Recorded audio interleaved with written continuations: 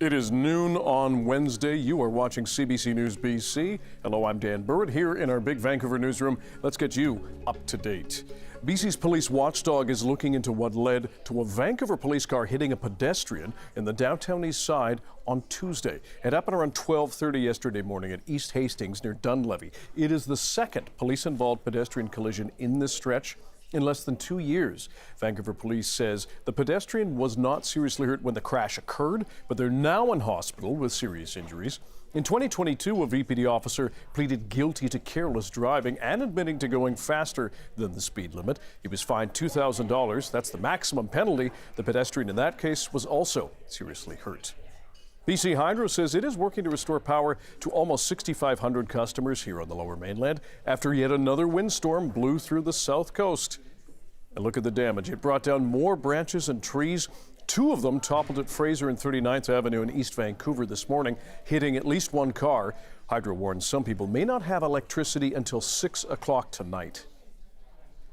London Drugs says it was hit by a ransomware attack. A cyber attack in late April prompted it to shut all of its Western Canada stores for at least a week. The company said cyber criminals demanded a ransom for stolen files taken from its corporate head office. The criminals threatened to then release those files on the dark web if the company didn't pony up. But London Drugs says it's unable to and unwilling to. It's also offering all its employees 2 years of credit monitoring and identity theft protection.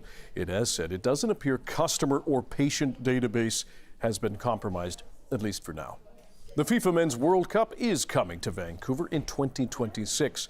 But where will all those visiting fans stay? There are serious concerns the city does not have enough hotel rooms, among other things.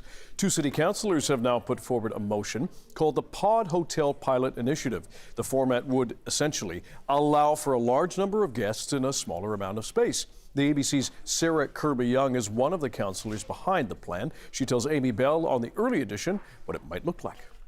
They really are small sleeping quarters. You get a separate private sleeping area, but the rest of the space is shared. So shared bathrooms and other facilities. And it's designed to be an affordable option for people who literally, they're like, I'm not spending a lot of time in the room. I just want a place to lay my head. They are kind of, I would say, an adult version of a great, not a hostel, but the concept of a shared space. That's Vancouver City Councillor Sarah Kirby-Young with ABC. She and fellow ABC Councillor Lisa Dominato have put forward that motion. You want to check this out? The Pride of Burnaby, Christine Sinclair, is getting her own Barbie. We're going to swing around and show you right now. There she is, with her mini-me on the pitch. She, along with 8 other athletes, are part of the latest launch by Mattel. It is part of the brand's 65th anniversary celebration. Sinclair was recognized for being the leading international scorer in women's soccer with 190 goals and 31 appearances for Canada. Keep in mind, she's also the leading international goal scorer for both women and men. You are now up to date on CBC News BC. Thank you for joining us. I'm Dan Burritt. We'll be back later today, I should say, and you should check out our website for news anytime at cbc.ca/BC. Coming up on BC Today with Michelle Elliott, she's asking, have you ever been the victim of a cyber attack? So please call in, tune in, and listen in. Good afternoon. Thank you for joining us. Well, London Drugs confirms it was a victim of a group it says was a global cyber criminal group, but that the company is unwilling and unable to pay a ransom demand. Do we need better protections against cyber attacks? Have you ever fallen victim? In half an hour, another tech story. Scarlett Johansson says she's shocked by the ChatGPT voice that she said sounded a lot like her. We discuss the ethical implications of artificial intelligence. I'm Michelle Elliott. Welcome to BC Today.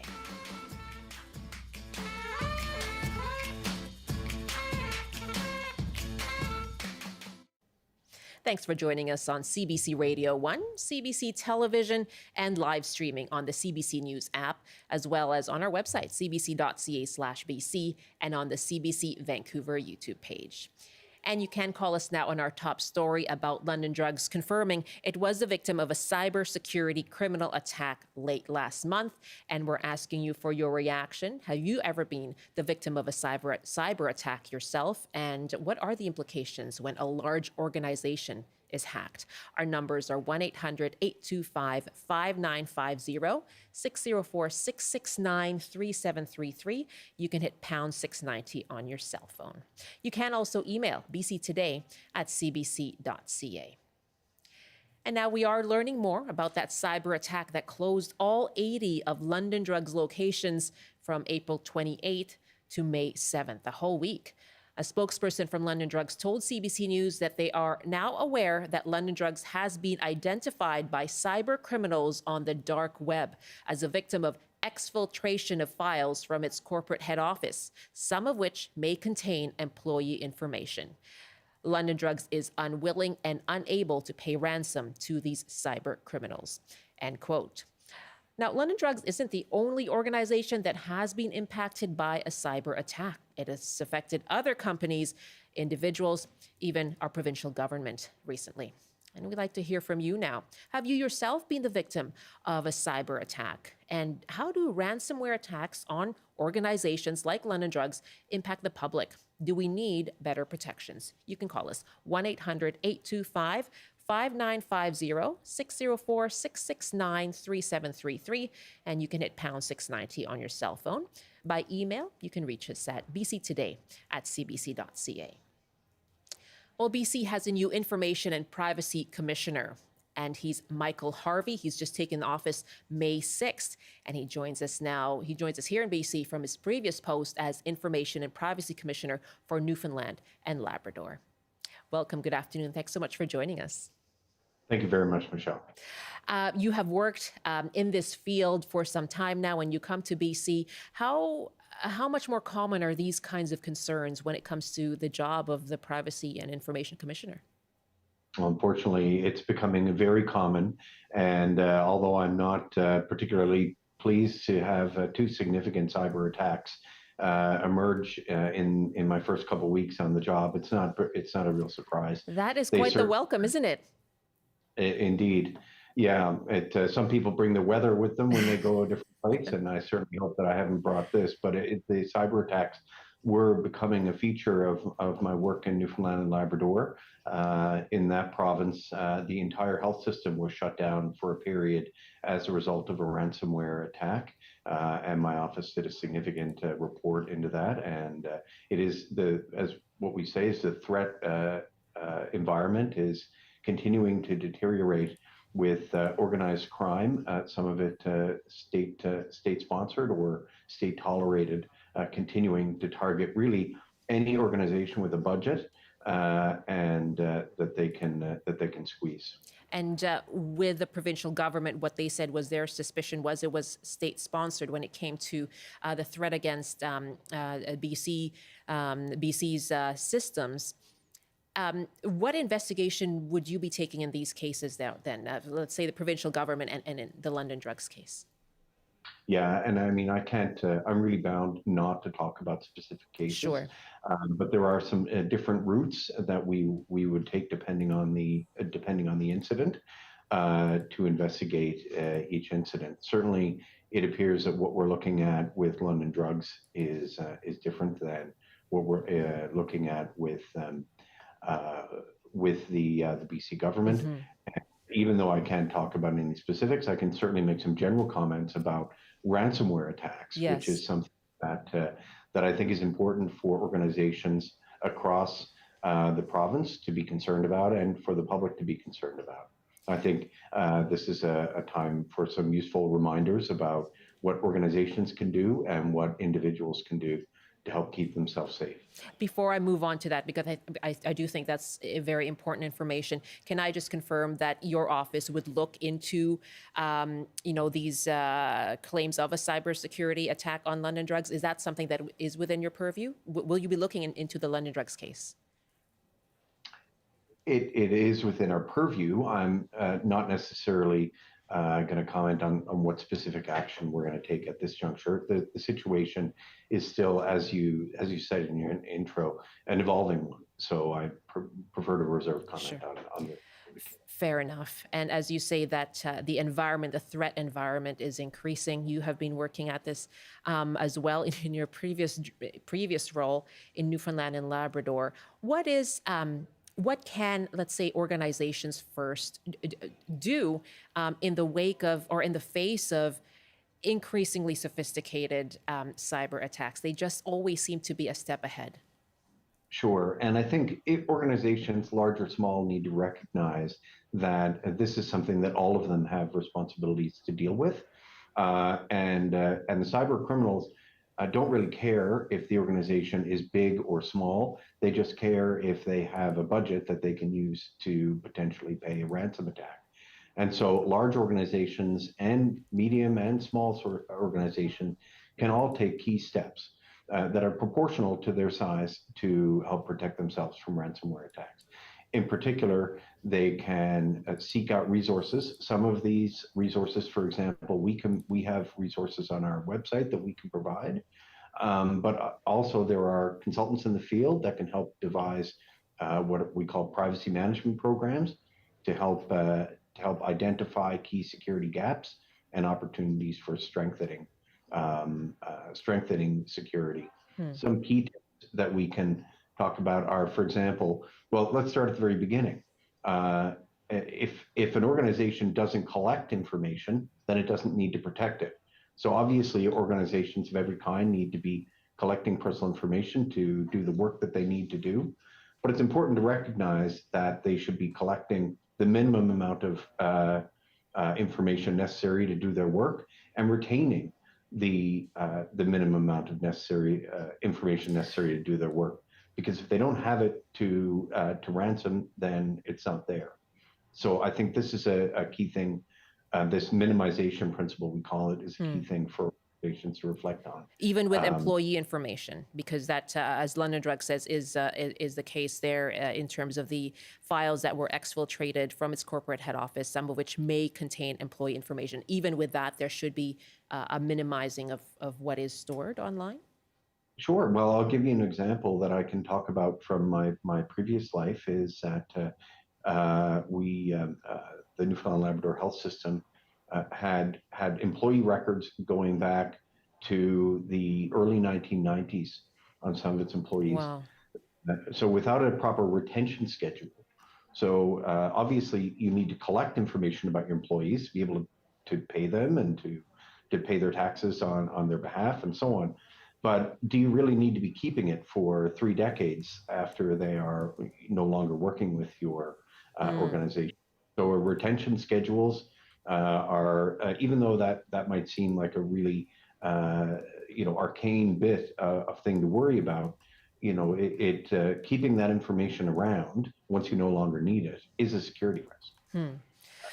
So all companies need to take stock of what information they have and make sure that they really need to be holding on to it. We're going to go to our calls in a moment here after our conversation with Michael Harvey, who is BC's new Information and Privacy Commissioner, just started earlier this month. And we're asking you, in light of London Drugs confirming that it was the victim of a cybersecurity criminal attack, as it calls it, and they say that this was an attack orchestrated by a sophisticated group of global cyber criminals. The company does say that it is unwilling and unable to pay ransom. What we're asking our callers, first of all, and we'll go to them after we speak with Michael Harvey here, but we're asking you, have you ever fallen prey to a cyber attack yourself? What are the protections needed? And when you see, a large organization like London Drugs become a victim of a cyber attack, what are the implications for the public there? Our numbers are 1-800-825-5950, 604-669-3733. You can hit pound 690 on your cell phone.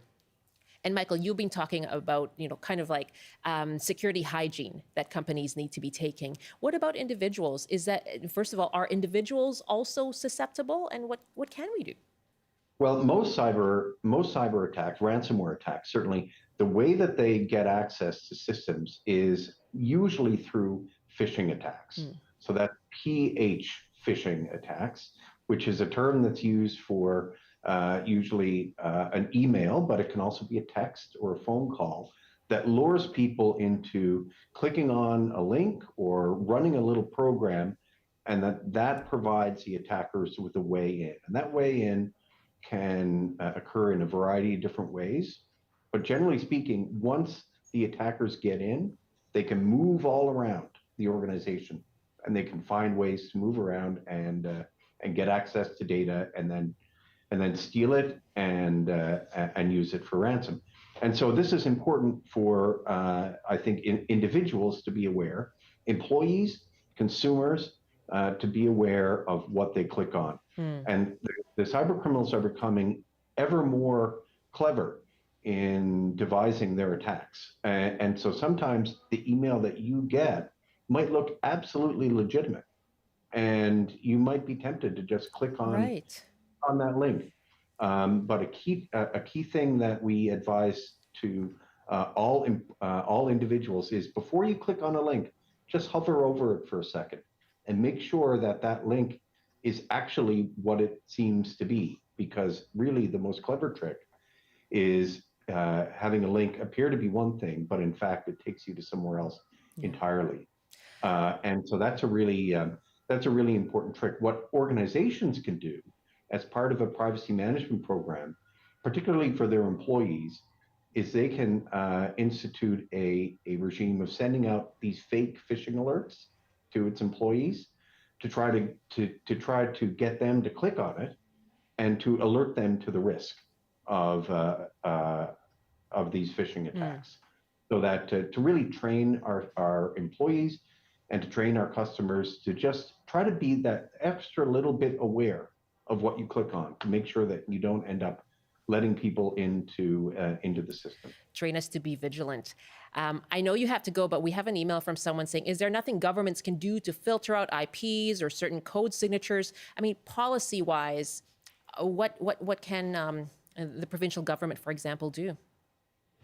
Well, one of the most important things that we've been calling on for many years, the provincial government to do, is amend the legislation to provide mandatory breach notification to this office in the case of a private sector organization that has suffered a breach.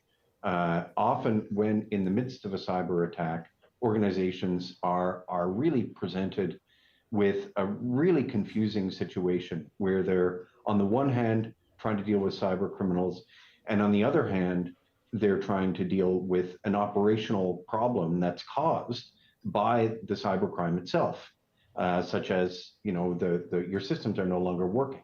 And so this can be a very confusing situation.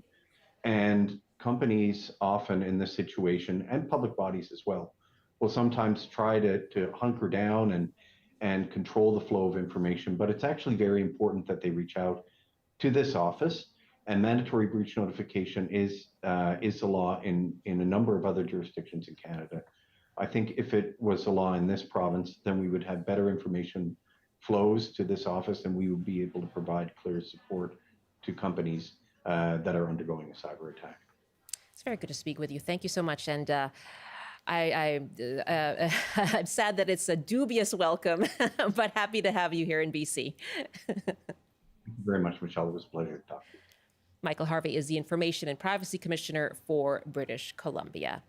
12:20 now, and we are asking for your thoughts on this. Have you ever been a victim of a cyber attack yourself? What do you think are the protections needed?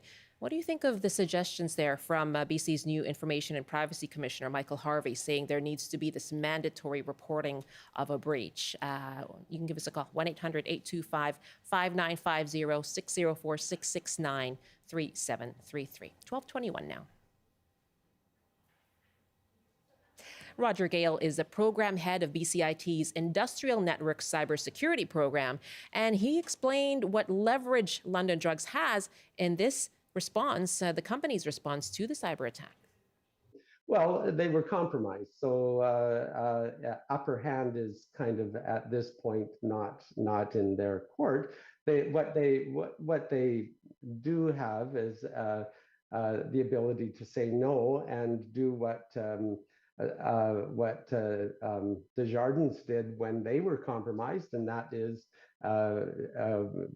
provide their employees with credit check for free. And I'm still being, from the Desjardins attack, I'm still getting my Equifax reports because that's all paid for by Desjardins. And that's what London Drugs is doing for their employees, so that they don't get their identity stolen, or if it is stolen, they'll know about it. Yeah, so they're not playing into the hands of Lockbit from the sounds of it, and I think that's in general, if all the companies did that, Lockbit wouldn't have a business, but they do have a business. This ransomware gang has been let's see, it's shut down the German postal system, British Royal Mail, a large bank in Britain, Japanese, just recently, a Japanese a port in Nagoya has been shut down as well by this ransomware group, and those are just the ones that I know about just from my reading. There's probably a lot more. Roger Gale is the program head of BCIT's Industrial Network Cybersecurity program, and he was speaking on CBC's The Early Edition this morning.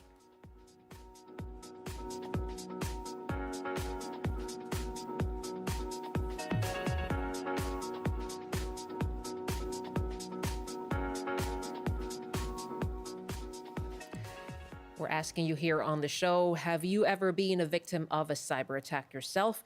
And how do ransomware attacks on organizations like London Drugs, how does that impact the public? Taking your calls, 1-800-825-5950, 604-669-3733. And Jan is waiting in Langford. Hi, Jan. Yes, hi there. I'm calling from Langford here on the island, South Island. I started computer programming back in the late 70s in high school. We had access to Carleton University in Ottawa using Carleton University's mainframe. Mm-hmm. And then I went to the University of Waterloo, and the mainframes were all Carleton and Waterloo and other universities were back up to NASA and back up to both the Canadian and American militaries, obviously, for security, national security reasons. Pretty sophisticated. Well, yeah, so security was very tight, and we were using Unix programming, Unix supercomputers, mainframe computers rather. They weren't super until later. And so I think we're lazy. What I'm trying to say is we've become lazy when the personal computers started coming in. PET came out, and then in the early 80s it was Apple versus Microsoft. Mm-hmm. And, I'm a PC, the other one was whatever, Apple. Right. And so we become lazy, and that includes our hospitals and our universities and our governments. Yeah. And so I happen to be on disability right now for I've got Lyme disease. But at any rate, I've had to talk to my MLA about cybersecurity with regards to the data I have to provide the government whenever I interact with the government because I'm on disability, and with regards to just trying to get a decent amount of money on a monthly basis, as well as just accessing the health. So that information is stored, yeah. So they use your social insurance number, they use your health care number, and so really, I just want to say this out loud so everybody hears across BC, our governments are the problem because they use so much of our data. So what about for us? I mean, as you said, we become lazy. It's come with the increasing convenience, hasn't it? Yeah, but I mean, cyber criminals aren't going to go for me. Like I have been hacked only once, and I couldn't believe I fell for it. I was phished last year. But then also about 10 years ago, I was using an open Wi-Fi and my Gmail, so I won't use Gmail again. And nothing to do with Google anymore. I'm on Proton Mail. But 10 years ago, my email was hacked, and then just last fall, my Proton Mail, which is CERN, it's the Large Hadron Collider that's used by scientists, and anybody could get on Proton Mail. And you were hacked on that? And I was phished. Yeah, I was phished by. Yeah, you were phished on that. And so the way the phishing works, I'm not sure it was mentioned.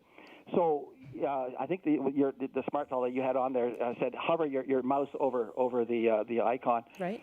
But the most important thing you need to do, and this is very, very important, is you look at the address bar. Where are you in the internet? So you have to look at the address bar. Mm-hmm. So after I put my passcode into this fish, which I didn't realize was a fish, then it came back blank 3 times. I went, something's wrong. So I checked. And I should have done that first. I checked the Universal Resource Locator. It's your address bar, URL. And it was protonmail1.com. There's no one in there. And so this is how they cleverly put in a very small what do you call it? They call it, these are characters that are part of the our alphabet, are part of our computer alphabet, if you will. And it's that one little clue. Right, that you may miss at first glance, which you saw afterwards. You need to know where you are on the internet, and you need to read that universal. So cover your mouse, but then read the address bar. Really, I think that's my takeaway. It's just terrifying what you're talking about. But thank you very much. Read that URL. If there's one thing that is divergent from what is the official URL of that company, that's a sign for you. That's a clue. Jan, thank you so much for your call from Langford. Gaetan is next in Port Moody. Hi, Gaetan. Yeah, good afternoon. Thanks for hosting a program on this very important topic. What are your thoughts? I mean, has this impacted you at all? And what's needed, do you think? Well, it impacts me every single day, and it's impacted my company. Wow. I would like to offer something that I think governments around the world should do to tackle this problem, which is to make getting access to an email address as difficult as getting a passport. It would be something that you have to do once, but then all the emails would be controlled by some kind of central registry. So this would apply to individuals. You have to have an email address, so you apply for it, and you do this once. Wow, that's an interesting thought. It's linked to your somebody has information that's validated you, similar to what happened when we all signed up for BC Health and access to COVID vaccination. It was a bit of a pain, but and for companies, because company emails are being abused by many scam artists, it would be the same thing. My company is City State. We registered that URL, and then anybody who uses our email address could be traced to the company. And I think that kind of system would eliminate the possibility of having somebody in the middle of the night creating 100 emails, and that takes them 15 minutes to do. Yeah. And then they can go and disseminate that junk all over the place. The spam. Gaetan, thank you very much. What an interesting thought, just creating stricter, more stringent rules around emails and email addresses and being able to obtain them. It's interesting to hear the two voices, for the 2 points from Jan and Gaetan. It does sound like that would be these would be measures that would then, mean giving up some of that convenience. As I say that, that people have become used to the convenience. And so perhaps, what does the convenience of it all contribute to how vulnerable we have become? Just a thought there. Gaetan, thanks so much for your call from Port Moody. We have another caller on the line, and we'll go to Roman in Port Alberni coming up in the next couple of minutes here as we take your calls. And we are also going to talk about another tech story that has made some big headlines this week, and this is about OpenAI and one of the voices it used on its new chatbot, talking chatbot, ChatGPT voice that sounded a little similar to Scarlett Johansson. And so we're going to talk about the ethical considerations when it comes to artificial intelligence. All of that is coming up after this CBC News update from Robert Zimmerman. Good afternoon. BC Hydro, natural gas and telecommunications crews are in Fort Nelson working to restore services so evacuees can return. Mayor Rob Fraser says recent rains have helped in the fight against the fire burning just outside the town. Fraser says officials are contacting hospital and ambulance services personnel to return ahead of the rest of the community. A woman is facing arson charges after 2 people were sent to hospital following a fire Monday in Merritt. The victims suffered significant injuries and are listed in stable condition. The suspect, Lynn Johnny, remains in custody until her bail hearing on Friday. And Burnaby's Christine Sinclair says it's an incredible honor to have a Barbie doll in her likeness. Sinclair is one of 9 women being immortalized by Mattel ahead of the Paris Olympics. She was recognized by the toy company for being the leading international scorer in women's soccer with 190 goals and 331 appearances for Canada. And now the forecast on the north coast, mainly sunny this afternoon with a high of 14, highs to 16 with a chance of showers and thunderstorms in the Peace. In the central interior, lots of sunshine with a high of 19 degrees, highs reaching 12 with rain and a risk of thunderstorms in the Kootenays. In the central interior, a chance of showers with a high of 16. And for Metro Vancouver, Greater Victoria and the Fraser Valley, some sun and cloud this afternoon with highs from 14 to 17. That's your CBC News update from Vancouver. Christine Sinclair, go, go, go. Yeah, Yes. pretty exciting. That is very exciting. Big fan over here. Rob, thank you very much. Sure. Rob Zimmerman in the CBC Vancouver newsroom. And let's take another call here. Roman in Port Alberni, what are your thoughts on cyber attacks and how vulnerable we are? Well, I work in IT, and I've worked in it for a number of years now, but I'm not going to use IT jargon right now to describe what might be the best approach to this. Sure. When you go out for a hike, what do? You prepare. You get all the basics. You make sure you understand the landscape, what you're getting into, what to watch out for, what are the dangers. When you go out on any trip, what do? You plan the itinerary, you make sure you're at the airport. You make yourself aware of what you're getting into. And if you're unaware, I'm going to give you 2 simple rules to check it out, try call the person, find out if it's legit, or leave it out. If there's any hint of concern you have about something, leave it out. If it's a legit, someone may follow up with you. You may have to, scramble after the fact, but I think it's a lot easier to play catch up than it is to rebuild something after you've opened portals. Yeah. The human variable in any of these is the one thing that's really the most common denominator. Yeah. And it's because of the fact that I think, A, we want to be efficient. We want to get quickly and easily as possible. And B, we have an inherent, innate sense of wanting to trust other people, especially people that we think we know, when in fact it might be someone spoofing or phishing us using fake accounts. Thank you so much. Check it out or leave it out. 2 very good tips there. Thanks for the call from Port Alberni.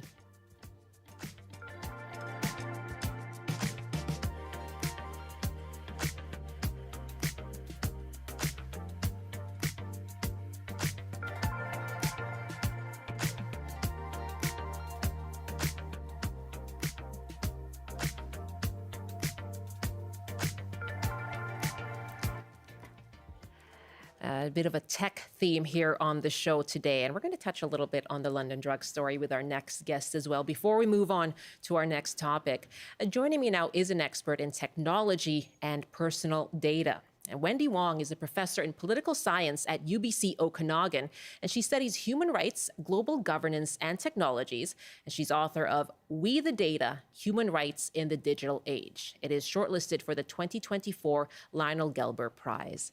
Professor Wong, good afternoon. Thank you so much for joining us. Thank you for having me. Unfortunately, there seems to be a lot to talk about. Yes.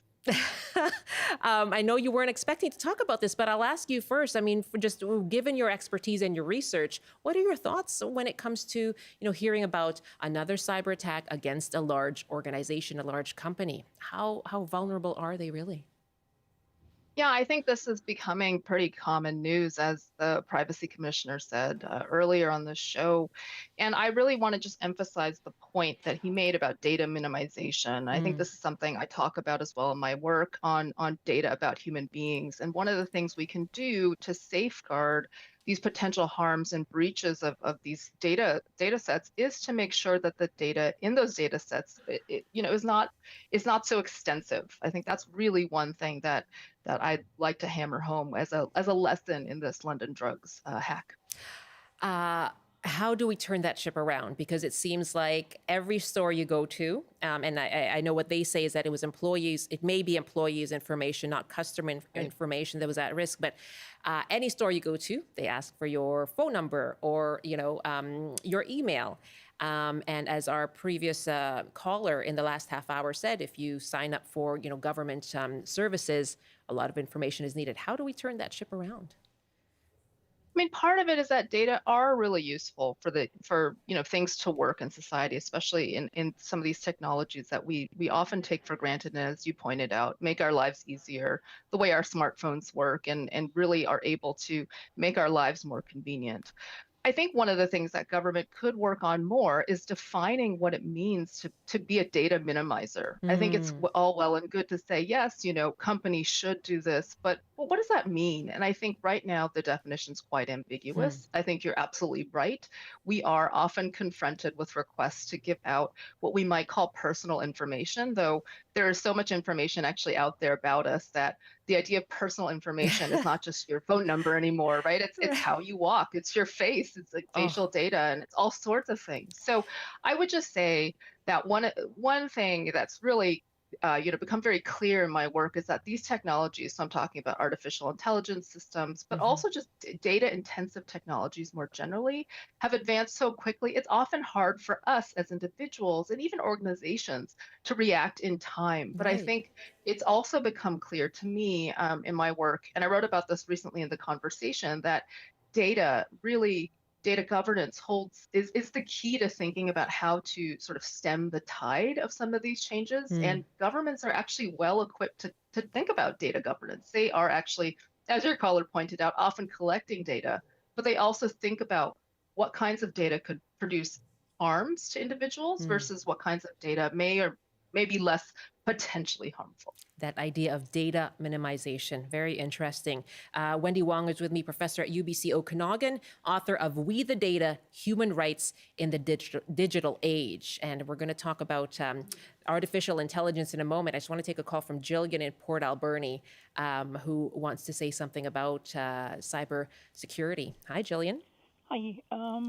Two very quick points. The first one is, if anybody has not heard of a website called I've Been Pawned, spelled PWNED, you need to look at it. You can find out which companies have been data breached for free. There is a tab that says Who's Been Pawned, again, PWNED. And as an example, I found out by browsing it that in 2023, Duolingo was hacked to the tune of over 2 million sets of subscriber data. Oh, wow. I'm on Duolingo, and they have been completely silent. No notification to anybody. LinkedIn is grossly hacked. So if you're concerned, that's a website to look up. Do you know who runs it by any chance? It's a nonprofit out of Australia. Okay. We'll look that up. Thank you very much for letting us know about that, Jillian. Yeah, and Canada is way behind Europe. The General Data Protection Regulation in Europe was brought in 2018. It is the gold standard, and it applies to any company that has business in Europe. And since the World Wide Web goes everywhere, that basically means everybody everywhere. Canada really needs to pull up its socks. And I was shocked to find out that nonprofits are not covered by the Canadian government data protection regulations, and they have the fewest tech resources and usually the least security on the data they hold. So that's a massive gaping hole. You raised some interesting concerns, Jillian. Thank you very much. Thank you. Bye-bye. Bye-bye. That's Jillian in Port Alberni. Thank you so much for all of your calls. Some emails as well that have come in on this topic. And let me just pull them up here for you. And in fact, earlier we heard someone make a comparison to going on a hike. And Jeff wrote in, if I go hiking on a mountain and get in trouble, the rescue team will come and save me, but I will bear responsibility and a cost. Shouldn't governments take more proactive steps to help companies to protect themselves, and they should pay a fee? And Joanne writes, citizens have been asking government of all levels to do more to guard against criminal behavior online. This is not new. And it's been going on for the last 2 decades. It started with scams by phone, then text, by email. Little accountability to the providers of these platforms. Joanne, thanks so much for the email from Victoria. All right. Well, we have been speaking with Wendy Wong, who's a professor at UBC Okanagan and author of We the Data, Human Rights in the Digital Age. And we go now from one tech story to another that is making big headlines this week. Now, this one is about artificial intelligence. And the company OpenAI recently released a speaking version of its artificial intelligence chatbot, ChatGPT. But one of the voices that was used, named Sky, was apparently a little too similar to that of actor Scarlett Johansson. So let's take a listen. First, here now is Scarlett Johansson from the movie in 2013, Her. The DNA of who I am is based on the millions of personalities of all the programmers who wrote me. All right, so that's Scarlett Johansson. Incidentally, in Her, she plays the voice of an AI virtual assistant, and that's her playing the character in the movie. Now, here's Sky, the ChatGPT voice that was released by the company OpenAI. Hello, I'm really excited about teaming up with you. All right, so that was a bit short. Let's hear some more just to give you more of a chance to make it out for yourself. Here's again Scarlett Johansson from the movie Her. What makes me, me, is my ability to grow through my experiences. So basically, in every moment, I'm evolving. And again, the voice of Sky. Hello, I'm really excited about teaming up with you. Okay, are you confused yet? Now, this week, Scarlett Johansson revealed she actually had been approached by OpenAI CEO Sam Altman to voice the chatbot, but she said no. And in her statement released on Monday, she said, "When I heard the release demo, I was shocked, angered, and in disbelief that Mr. Altman would pursue a voice so eerily similar to mine."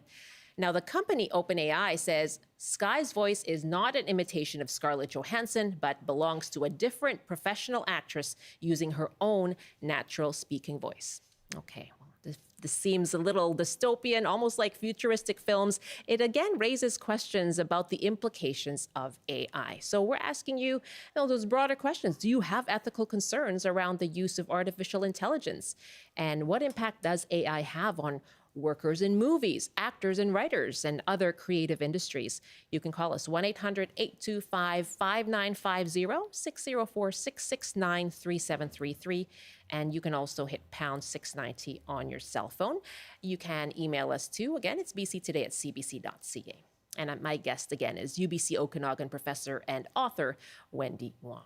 Now, for yourself, as someone who studies this, right, privacy and our data and human rights and technology, what questions does this story raise for you? I mean, on the one hand, thank goodness for Scarlett Johansson for her prominence in the entertainment industry and her willingness to bring this up. And I think it's really important that she is raising this question of whether this AI bot is getting too close to her voice, Scarlett Johansson's voice, which is quite distinctive, especially in that movie. But it also raises the question for me, well, what about all of us, right? We're not all ScarJo, so the data that are used for these kinds of chatbots, of course, are taking voice data from human beings. And so if it's not someone recognizable like Scarlett Johansson, what's happening with the data about everyone else's voice that's been captured through a multiplicity of apps that we use, such as, thinking about Alexa, for example.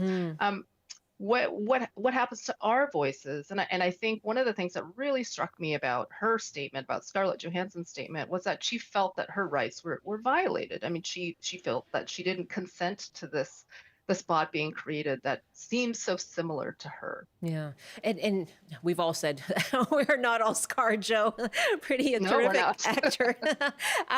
If it isn't her, though, does it matter? How much does it matter that it just sounds like her? And that's a really important question, whether it, quote, is her. And I think there's definitely a legal route that could be taken with regard to these questions. Certainly, historically, there was a case, Bette Midler, the singer, took Ford to court over a voice in a song that Ford was using that used a voice that was very similar to Bette Midler's, and she won in that case because her voice was so distinctive, it was part of her identity. And I think this is really important because voices, like faces, are often very much part of who we are. It speaks really to who we are as human beings, our inherent worth, which is what we often call dignity. In this case with ScarJo, it's about autonomy. Did she choose to abstain from this project, and yet it was still went ahead with a similar enough voice. And I think it really speaks to how we use data from human beings and thinking about how voices can now be used in ways that we didn't intend, or thinking about deep fakes, right? And video data of people out there, and how those types of data can be used for, ScarJo's a victim of one of these deep fake scams as well, but also just against everyday people, young people and people who are not celebrities.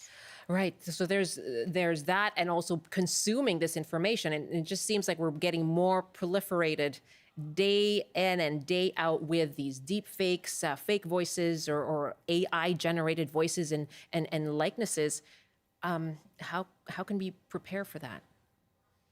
One of the things I think we need to really take pause on, this is a good case where we can think about how unfettered data collection has been thus far for companies making AI systems, for companies who collect data in general about human behaviors and about what we do.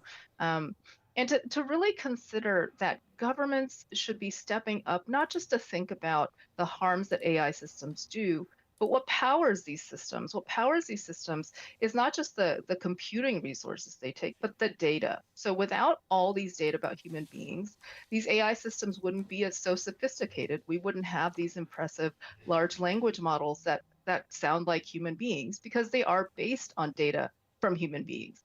And so, one of the things that I really think is important from a rights perspective, from a human dignity perspective, is thinking about how the types of data that corporations are collecting about human beings is, kind of skirts or allows for these types of violations to happen. And what does it mean for us as human beings to be living in these times? I think governments really need to think about what kinds of data are okay for companies to collect in the process of innovation and creating new technologies, and what types of data should be absolutely prohibited or at least highly scrutinized. Very interesting question to ponder, for sure. We actually have an email from Jeff who writes, I don't understand how governments can be so permissive as to let AI companies develop willy-nilly. They need to develop guidelines, well planned, before AI becomes ubiquitous, rather than concerning themselves with problems already created. Jeff, thanks so much for reaching out to us, bctoday@cbc.ca. And we've been asking you, what are the ethical concerns that artificial intelligence and the use of AI raises for you, if any? And you can give us a call, 1-800-825-5950, 604-669-3733. Rob is calling us from Vancouver. Hi, Rob. Hi there. What are your thoughts? Two quick thoughts. One thing is that twice now, it happened first with Fido Wireless and then Rogers Wireless. I call in customer service and the rep said, okay, we've identified you by your voice signature. And I said, well, what are you talking about? You didn't ask my permission ever. Both times they said, oh, yes, we got your permission for this. And I'm like, they never did, right? So that's an interesting little tidbit. Wow. How did you feel when that happened, when they said that to you? I just feel like, that's really bad. I think what they've started doing is just for security is recording people's voices and then IDing them with a voice signature. And I get there's a convenience there. I don't have to answer several security questions, but you need to ask people. And so they're clearly not asking people. But the main reason I called in was one thing to think about with these AI assistants, Siri, OK Google, Alexa, and the Sky. Let's ask the question, why are they always a female voice?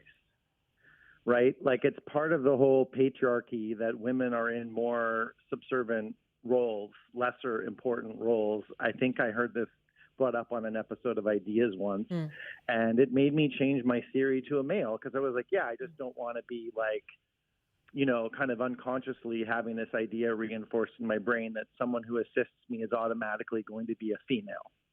So just putting that out there too is part of this. Like, Silicon Valley, it's a lot of men running these things. Why is it always a woman? I don't know. It's just kind of weird. It's a very, I'm glad you raised that point and contributed that to the conversation, Rob. Thank you so much. Thanks. Professor Wong, I've read some pieces around that, right, and raising those similar questions. What are your thoughts? I think that's a great question. And I think it reflects how much these technologies really reflect some of and lock in some of the norms that we have in society that we may be trying to overcome or trying to kind of encourage away, right? And people have talked about how AI systems are discriminatory in terms of race, but there are also things that I think, as this caller pointed out, that maybe we just take for granted that seem comfortable, but that we should be struggling against those exact things because it does reinforce this idea that women should be subservient. I think that's a great point that caller has brought up. But I also think it's what this really also shows is that how much these AI systems are dependent on the data that they collect from human beings. So if we have discriminatory practices in society, they're going to show up in the data. And because AI systems are fundamentally making predictions via the data about what might happen next, we are going to be reproducing these patterns over and over again. And this is something that not only do we have to be aware of at the systemic level in terms of the design of these systems, but that we have to be aware that those very data that those systems depend on are biased, not in any sort of necessary any direction, but that human beings have our own views, our biases. That's reflected in the data that we collect about people. Interesting. Roman actually wrote us an email from Port Alberni, and Roman writes, as it is being developed, AI must learn from something. And unfortunately, the only real baseline is us. And we're already seeing how this has played out with chat bots, racists or phobists and the like. And of course, this means checks and balances are needed. We are the ultimate starting point for AI. Professor Wong, you brought up some interesting points earlier about, minimize the data, find out what's necessary. So when it comes to limiting the biases that may be inherent, what can be done about that? Yeah, so I think Roman's exactly right. It's that we are, we as human beings have created these systems, and just as we as human beings create data, right? Data don't exist in nature. Somebody has to go out and make data out of observations in the world. And so I think it's really time that we recognize first that these systems, they may be able to do incredible things, but they are human creations. And as we've done in the past, we have regulated incredible human regulations. And the example I like to use is the example of the automobile, of the car, something that we take for granted quite a bit these days in our modern lives, but something that was tremendously, it changed human life in fundamental ways that we maybe take for granted now. Roads and cities are designed around the automobile. We have people walk on sidewalks and not on the road. There are seatbelts in cars, but there weren't always seatbelts, right? People weren't always licensed to drive. So these technologies are important, and they can advance certain things about human society, but they can also cause harm or create other setbacks. And so really, governments have been trying to get on top of some of these technologies, but I think one of the big approaches they could take is in terms of thinking about data. Again, looking at the ways companies collect data, regulating what types of data companies can or cannot collect or can or cannot retain.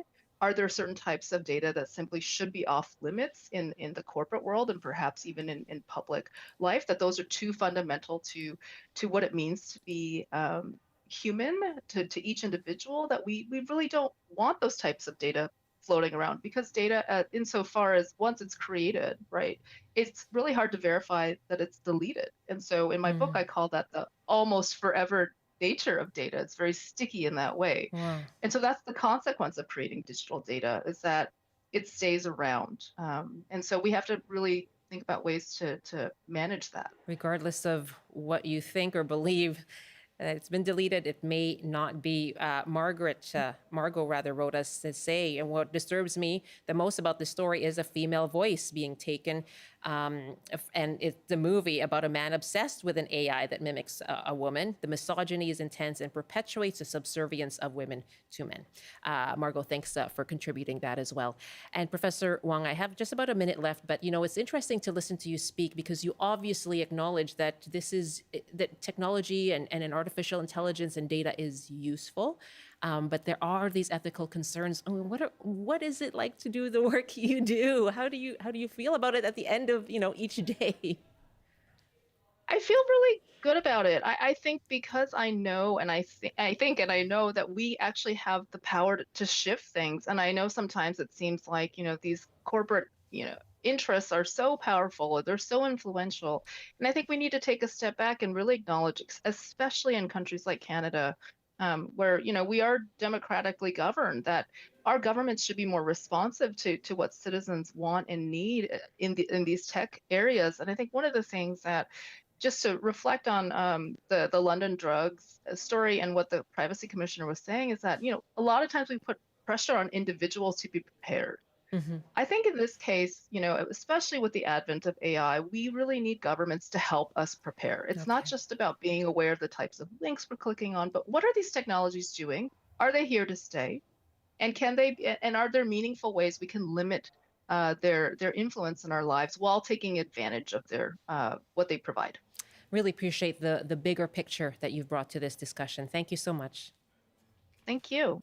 Wendy Wong is a professor in political science at UBC Okanagan. She studies human rights, global governance, and technologies, and she's the author of We the Data, Human Rights in the Digital Age. Thanks so much to all of our callers. You can email us on those topics, bctoday@cbc.ca.